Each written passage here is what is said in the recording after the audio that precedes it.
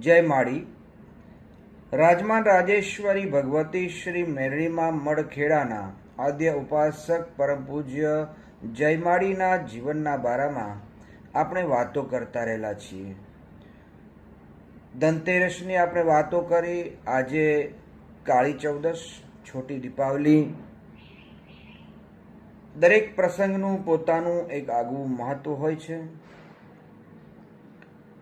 કાળી ચૌદસના દિવસે આપણને જે સમજાવવામાં આવતું હોય, આપણે જે સમજ્યા છીએ તે વસ્તુઓ તો છે જ, પણ સવિશેષ આજના દિવસે જે ઉજવણી કરવાની છે, જયંતી મંગલા કાલી ભદ્રકાલી કપાલિની દુર્ગા ક્ષમા શિવા ધાત્રી સ્વાહા સ્વધા નમોસ્તુતે. મહાલક્ષ્મી, મહાકાલી અને મહાસરસ્વતી ત્રિગુણાત્મિકા શક્તિનું પૂજન, સ્તવન, અર્ચન આપણે કરતા રહેલા છીએ.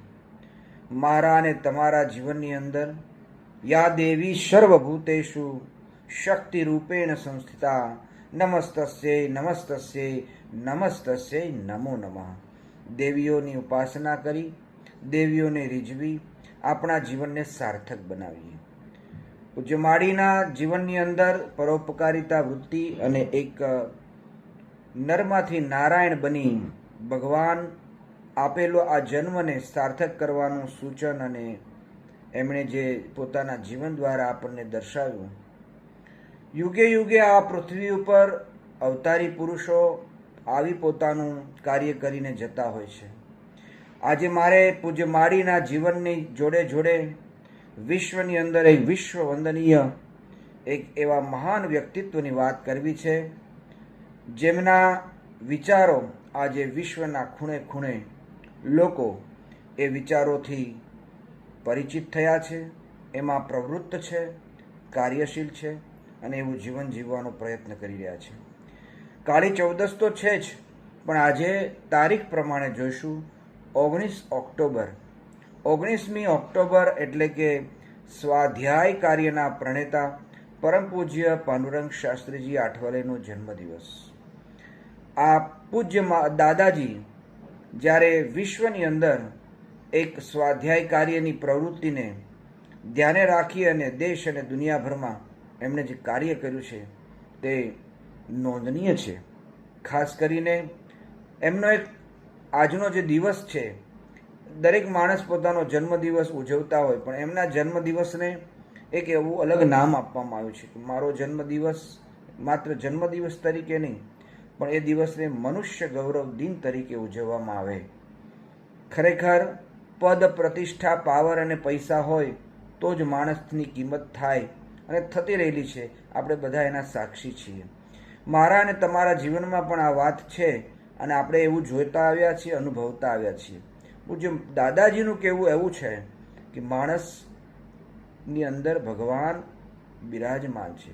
પ્રભુ ઉપર આકાશમાં નહીં, પણ મારા હૃદયસ્થ ભગવાન છે. ભગવાન હૃદયસ્થ સર્વસ્ય ચાહમ હૃદય સન્નિવિષ્ટોની ભાવના સાથે શ્રીમદ ભગવદ્ ગીતાના વિચારોને વિશ્વના ફલક ઉપર સાચા અર્થમાં જેમણે સંપાદિત કરીને લોકો સુધી પહોંચાડ્યા છે.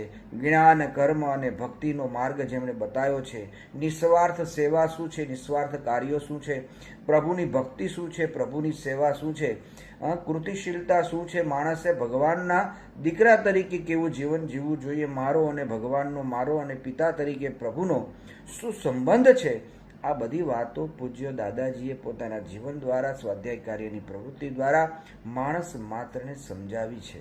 એવું જીવન પોતે જીવ્યા છે. આજના સમયની અંદર આ વિચારો ખૂબ જ જરૂરી છે. મારું કહેવું તમને એ છે કે જ્યારે જ્યારે આ સૃષ્ટિ ઉપર યદા યદા હિ ધર્મસ્ય ગ્લાનિર્ભવતિ ભારત અભ્યુત્થાનમ અધર્મસ્ય તદાત્માનમ સૃજામ્યહમ, આવી એક અવતારી પુરુષો આવી એક અવતાર ધારણ કરીને પોતાના કાર્યો કરતા હોય છે. મારે અને તમારે આજના આ પવિત્ર દિવસો દરમિયાન એ સમજવાનું છે, એ શીખવાનું છે કે માણસે પોતાના જીવનની અંદર એક ગૌરવ ઊભું કરવાનું છે. માણસનું પોતાનું એક ગૌરવ છે.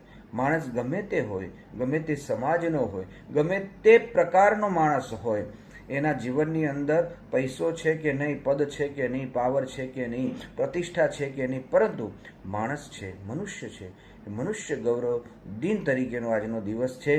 હમ ક્યો બને દિન હમારા દિન, મનુષ્ય ગૌરવ દિન. આપણે સામાન્ય નથી, આપણે ભગવાનના દીકરા છીએ. આવી વાત લઈ અને પૂજ્ય દાદાજીએ આપણને બધાને, યુવાનોને, મહિલાઓને, સમાજના તમામ પ્રકારના લોકોને એમણે જગાડ્યા છે, આગળ વધાર્યા છે અને પોતાના સ્વકર્તવ્યનું ભાન કરાયું છે.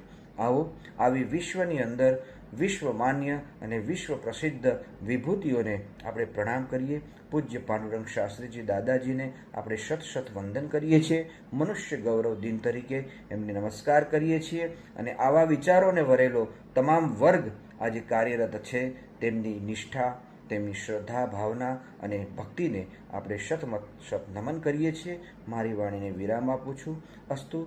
જય માળી, જય માળી, જય માળી.